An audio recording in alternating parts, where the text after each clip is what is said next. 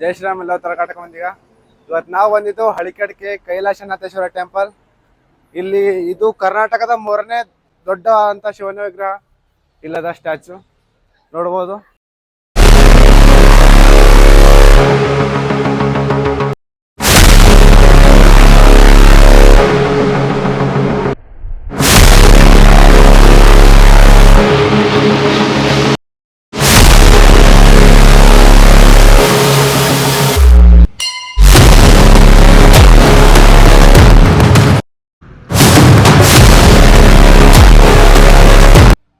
ಸ್ವಾಗತ ಸುಸ್ವಾಗತ ನನ್ನ ಮತ್ತೊಂದು ವಿಡಿಯೋಗೆ. ಈ ಊರಿನ ಸ್ಪೆಷಾಲಿಟಿ ಹೇಳ್ಬೇಕಂದ್ರೆ ಇಲ್ಲಿ ಶ್ರೀ ಕ್ಷೇತ್ರ ಬೊಮ್ಮಯ್ಯನ ಗುಡಿ ಅದ, ಮತ್ತ ಕೈಲಾಸನಾಥೇಶ್ವರ ಗುಡಿ ಅದ. ಇದು ಒಳಗಿನ ಫುಲ್ ಫ್ಲಾಟ್ ಆಗಿ ಒಳಗ್ ಫುಲ್ AC ದಪ್ಲ ಇರ್ತದ ಬೈ. ಒಂದ್ಸತಿ ನೀವು ಬೀದರ್ಲಿಂದ 45 ಕಿಲೋಮೀಟರ್ ಆಯ್ತದ, ಕಲಬುರಗಿಲಿಂದ 50 ಕಿಲೋಮೀಟರ್ ಆಯ್ತದ. ಯಾವಾಗಾರ ಹೊಲತ್ರ ಒಂದ್ಸತಿ ವಿಸಿಟ್ ಮಾಡ್ರಿ, ಬಹಳ ಖತರ್ನಾಕ್ ಕಟ್ಟ್ಯಾರ. ಈ ದೇವಸ್ಥಾನದ ಫುಲ್ ಹಿಸ್ಟ್ರಿ ಎಲ್ಲ ಸ್ಥಳೀಯರ್ಲಿಂದ ಕೇಳಿ ತಿಳ್ಕೊಂಡಿದ್ದೆವು. ನಿಮಗೂ ತಿಳಿಸ್ತೇವೆ, ವಿಡಿಯೋದಾಗ ಕಂಟಿನ್ಯೂ ಇರ್ರಿ. ಈ ಗುಡಿ ಕಟ್ಲಕ್ ಕಾರಣ ಏನಂತ ಹೇಳಿ ಸ್ಥಳೀಯರಿಗೆ ಕೇಳಿದಾರ. 1972 ಟೈಮ್ನಾಗ ಎಲ್ಲ ಕಡೆ ಬರಗಾಲ ಬಂದಿದಿರ್ತದ, ಅದ್ರ ಕಡೆ ನೀರ್ ಇರಲ್ಲ ಆ ಊರಾಗೆಲ್ಲ. ಹಂಗಾಗಿ ಈ ಊರ್ದವ್ರು ಒಂದ್ ಬೋರಲ್ ಹೊಡಿಸ್ತಾರ, ಪೈಲೆ ಬಾರಿಗೆ ನೀರ್ ಹತ್ತತಾವ. ಅದ ಕಡೆಯಿಂದ ಇಲ್ಲಿ ಗಂಗೆ ಜಾಗದಾಗ ಬಂದು ಶಿವ ಇರ್ಲಿ ಅಂತ ಹೇಳಿ ಶಿವ ಮಂದಿರ ಕಟ್ಲಕ್ ತಯಾರು ಮಾಡ್ತಾರ. ಯಾವಾಗ ನೋಡಿದ್ರ 1996 ಗುಡಿ ಕಟ್ಲಕ್ ಸ್ಟಾರ್ಟ್ ಮಾಡಿ ಬರಬ್ಬರಿ 2000 ಮುಗಿತದ. ಹಾಗೆ ನಡೆದು 2025 ಈ ಗುಡಿ ಕಟ್ಟಿ 25 ವರ್ಷಗಳ ಕಂಪ್ಲೀಟ್ ಆಯ್ತಾವ. ಇದ್ರ ಜಾತ್ರೆ ಕೂಡ ಬರ್ತದ. ಈಗ ದೇವಸ್ಥಾನದ ಪ್ರತಿಯೊಂದು ಗೋಡೆ ಕೂಡ ಕೂಗಿ ಕೂಗಿ ಹೇಳತ್ತದ ಈ ಗುಡಿ ಕಟ್ಲಕ್ ಕಾರಣ ಏನೈತಂತ. ಯಾಕಂದ್ರೆ ಎಲ್ಲದ್ರ ಮ್ಯಾಗ ಫುಲ್ ಪೇಂಟ್ ಮಾಡ್ಸ್ಯಾರ, ಚಿತ್ರ ಭಾವಚಿತ್ರದಲ್ಲ. ಗುಡಿ ಬಹಳ ಮಸ್ತ್ ಮೇಂಟೈನ್ ಮಾಡ್ಯಾರ. ಕಡೆಗೆ ಅದಕ್ಕೆ ಗೌರ್ಮೆಂಟ್ ಕಡೆಯಿಂದ ಇನ್ನ ಫಂಡ್ ಹೊಂಟಿಲ್ಲ ಅಂತ ಅವ್ರಿಗೆ ಕೇಳಿದ್ರೆ ಹೇಳಿದ್ರು. ಗೌರ್ಮೆಂಟ್ ಕಡೆಯಿಂದ ಇದಕ್ ಜರ ಹೆಲ್ಪ್ ಆಯ್ತಂದ್ರ ಇದು ಒಂದು ಪ್ರವಾಸಿ ತಾಣ ಕೂಡ ಚೇಂಜ್ ಆಯ್ತದ. ಈ ಗುಡಿ ಹೆಂಗ್ ಸ್ಥಾಪನೆ ಆಯ್ತಂತ ಎಲ್ಲ ಹಿರಿಯರ್ ಹೇಳ್ತಾರ, ಅವ್ರ ಬಾಲಿನ ಕೇಳ್ರಿ. ಸರ್, ಗುಡಿ ಯಾವಾಗ ಸ್ಟಾರ್ಟ್ ಆಯ್ತು? ಈ ಗುಡಿ ಕೆಲಸ ನೋಡ್ರಿ 1996ದಾಗ ಸ್ಟಾರ್ಟ್ ಆಗಿ 2000 ಇಸ್ವಿದಾಗ ಪೂರ್ಣಗೊಂಡದ. ಈ ಗುಡಿ ಏನದಪ್ಪ ಅಂದ್ರೆ ನಮ್ಮ ಊರವ್ರದೇ ಆದಂಥ ಶ್ರೀ SS ವಾರದವರು, ಅವ್ರಿಗೆ ಈ ಹಳಿಕೆಡು ನಿವಾಸಿ ಇದ್ದಾರೆ. ಆದ್ರೆ ಅವ್ರ ಉದ್ಯಮ ಇದ್ರ ಸಲಕ್ಕೆ ಅಂಬದು ಅಲ್ಲಿ ಬೆಂಗಳೂರಿಗೆ ಹೋಗಿ ಅವ್ರು ಕೆಲಸ ಮಾಡ್ಬೇಕಾದ್ರೆ ಅಂಬದು ಅಲ್ಲಿ ಒಂದು ಏರ್ಪೋರ್ಟ್ ರೋಡಲ್ಲಿ ಇದೇ ಥರ ಒಂದು ಶಿವನ ಮೂರ್ತಿ ಇದೆ. ಅವ್ರು ಏನೋ ಒಂದು ಸಂಕಲ್ಪ ಮಾಡಿ ನಮ್ಮೂರು ಜನರಿಗೆ ಅಂಬದು ಆ ಬೆಂಗಳೂರದಾಗ ಇರ್ತಕ್ಕಂಥ ಒಂದು ಮೂರ್ತಿ ಎಂಬುದು ನಮ್ಮೂರಾಗ ಸ್ಥಾಪನೆ ಮಾಡ್ಬೇಕಂತೇಳಿ 1996ದಾಗ ಜನರ ಸಂಘಟ ಎಲ್ಲ ಸಮಾಲೋಚನೆ ಮಾಡಿ ಅವ್ರದ್ದು ಸ್ಟಾರ್ಟ್ ಮಾಡಿ 2000 ಇಸ್ವಿದಾಗ ಇದು ಕೆಲಸ ಪೂರ್ಣಗೊಂಡದ್ರಿ. ಈಗ 2025 ಇದು 25ನೇ ಜಾತ್ರಾ ಮಹೋತ್ಸವ ಅದ, ಅವ್ರು ಮಾಡಿದಾರೆ ಇದು. ಸರ್, ಇದು ಗುಡಿ ಕಟ್ಲಕ್ಕ ಮೋಟಿವ್ರೇ ಹೇಳಿದ್ರಿ. ಇಲ್ಲಿ ಒಂದು ಗಂಗೆ ಕತ್ತಿದಲ್ಲ, ಅದು ಎಷ್ಟು ಮಟ್ಟಿಗೆ ಖರೆ? 1972ದಾಗ ಉತ್ತರ ಕರ್ನಾಟಕ, ಹೈದರಾಬಾದ್ ಕರ್ನಾಟಕ ಭಾರಿ ಪ್ರಮಾಣದ ಬರಗಾಲದಿಂದ ನರಳ್ತಾ ಇತ್ತು.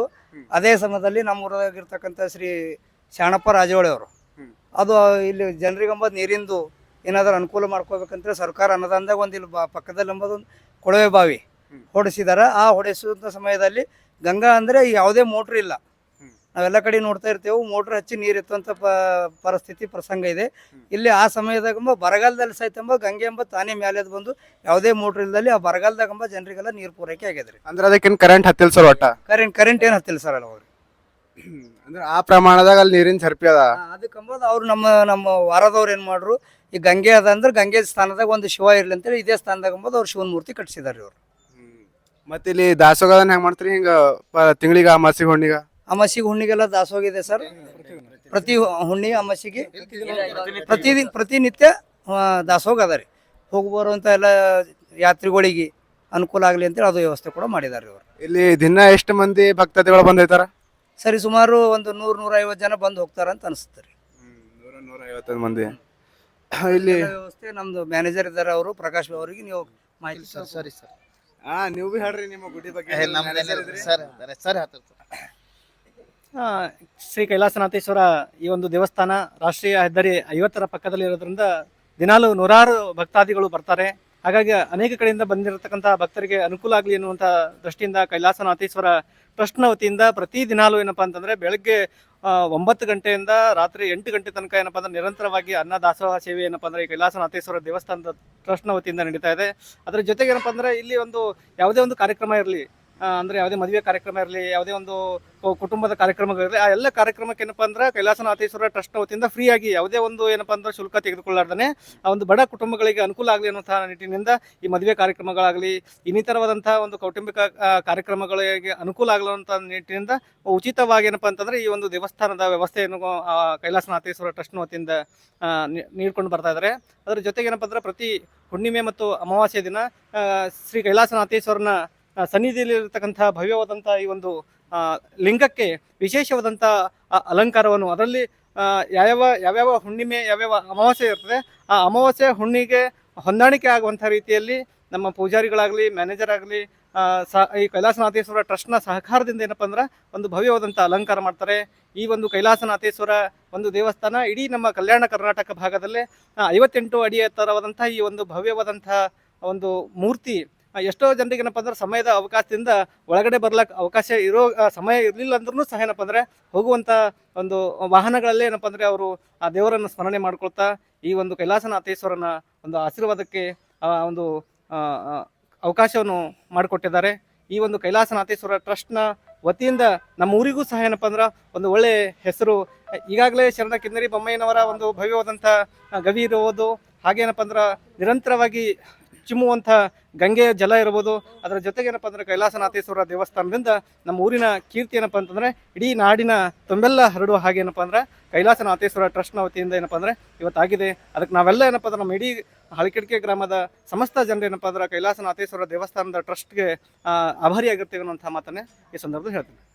ಬಸವಣ್ಣವ್ರ ಟೈಮ್ನಾಗ ಕಿನ್ನರಿ ಬೊಮ್ಮಯ್ಯ ಸ್ವಾಮಿಗಳು ಇಲ್ಲಿಗೆ ಬಂದಿರಂತ. ಅವ್ರು ಏನು ಕೆಲಸ ಮಾಡ್ತಾರೆ, ಯಾವಾಗ ಬಂದಿರು?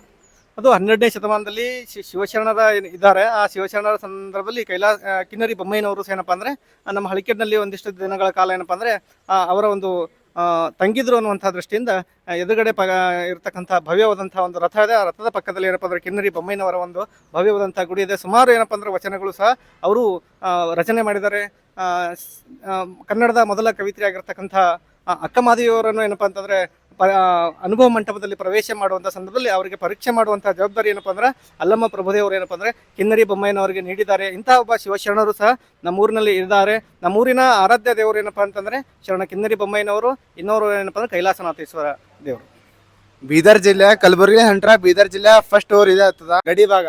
ಮತ್ತು ಅದ್ರಾಗಿದ್ದು ನಿಮ್ಮ ಊರಿನ ವಿಶೇಷತೆ ಹೇಳಕಂದ್ರೆ ಹಾಗೆ ಇನ್ನೊಂದೇನಪ್ಪ ಅಂತಂದರೆ ಒಂದು ಕರಿಬಸವೇಶ್ವರ ಮಠ ಅನ್ನುವಂಥದ್ದು ಒಂದು ಅದನ್ನು ಏನಪ್ಪ ಅಂದ್ರೆ ಬಹಳ ಇತಿಹಾಸವನ್ನು ಹೊಂದಿರತಕ್ಕಂಥ ಪುರಾತನವಾದಂಥ ಒಂದು ಮಠನೂ ಸಹ ಇದೆ ಈ ಊರಲ್ಲಿ. ಇದುವರೆಗಾದ್ರೆ ಅದೇ ಇಲ್ಲಿ ನೈಸರ್ಗಿಕ ಕೆರೆ ಇದೆ ಅಂದ್ರೆ ಟೂರಿಸಂ ಯಾರು ಬಂದ್ರು ಹೈವೇಕ ನಮ್ಮಲ್ಲಿ ಬ್ರಹ್ಮೇಶ್ವರ ಗುಡಿ, ಶಿವನ್ ಟೆಂಪಲ್, ಕೆರೆ ಮತ್ತು ಅದು ಕರಿಬಸವೇಶ್ವರ ಮಠ, ಇವು 4 ಫೇಮಸ್ ನಮ್ಮ ಊರಲ್ಲಿ ಇರೋದು. ಈಗ ಫಸ್ಟ್ ಶಿವನ ಗುಡಿಗೆ ಬಂದೆವು. ಈಗ ಇಲ್ಲಿಂದ ಒಂದು ಸ್ವಲ್ಪ ಶೂಟ್ ನಾವೇ ಮುಗಿಸ್ಕೊಂಡು ಈಗ ಕಿನ್ನರಿ ಸ್ವಾಮಿಗಳ ಬಿ ಹೋಯ್ತಾವ ಅಲ್ಲಿಂದ ಬಿ ಶೂಟ್ ಮುಗಿಸ್ಕೊತೇವೆ, ಅಲ್ಲಿ ಸಿಗಾರಡ್ರಿ. ಶಿವನಗುಡಿನ ಸ್ಟೇಟ್ ಆಗ್ಬೇಕು. ಶ್ರೀ ಕಿನ್ನರಿ ಬೊಮ್ಮಯ್ಯನ ದೇವಸ್ಥಾನ ಎದುರು ಬರ್ತದ. ಇಲ್ಲಿ ನಾ ಫಸ್ಟ್ ಯಾವಾಗ ಬಂದೆ ಅಂದ್ರೆ ಜಾತ್ರೆ ಟೈಮ್ನಾಗ ಬಂದೆ. ಆ ಟೈಮ್ನಾಗ ಒಂದ್ ಸತಿ ಖತರ್ನಾಕ್ ಆಗಿತ್ತು ಅಂತೀವ್ರಿ. ಬಟ್ ಮಳೆ ಬಂದಿ ಕಡೆಯಿಂದ ನಾ ಎಂಜಾಯ್ ಮಾಡಕ್ ಆಗಿಲ್ಲ. ಅಂದ್ರೆ ಹಿಂಗ್ ಜಾತ್ರೆ ಸೊಬಗ್ ನೋಡಕ್ ಆಗಿಲ್ಲ ಬರೋವರ ಕಡೆಗೆ. ಇಲ್ಲಿ ಜಾತ್ರೆ ಬಹಳ ವಿಜೃಂಭಣೆಯಿಂದ ಆಚರಿಸ್ತಾರ. ಇದು ಎಲ್ಲ ಊರ್ ಮಂದಿ ಸೇರಿ ಆಚರಿಸೋ ಕಡೆ ಇದು ಬಹಳ ಖತರ್ನಾಕ್ ಐತದ ಜಾತ್ರೆ.